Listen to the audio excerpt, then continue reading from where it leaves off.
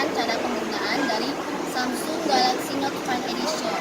Nah, di Samsung Galaxy Note 5 Edition ini ada yang namanya S Pen. Jadi S Pen-nya itu cara penggunanya bisa cari menu makni ini perintah udara. Jadi perintah udara itu bisa lihat yang penting-penting nih, kayak pilih cerdas, tulisan layar, sekilas. Nah, aku mau jelasin tentang perbesar aja nih ya. Misalkan kita pilih perbesar, jadi kita bisa pilih nih ukuran yang mau kita perbesarin, yang mana. Jadi itu bisa perbesarin kamera, kalender, seluruhnya bisa.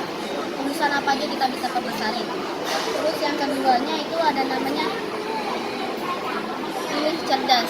Nih, yang pilih cerdas ini tinggal kita buka ke galeri, terus kita buka video. Video ini bisa kita jadiin animasi GIF. Caranya nih, kita pilih cerdas tadi, terus animasi.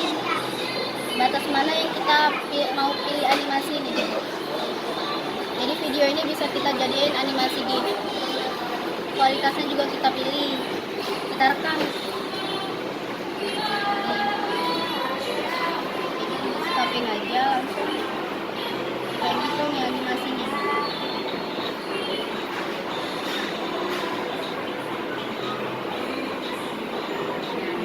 Itu sebagian tutorial dari saya.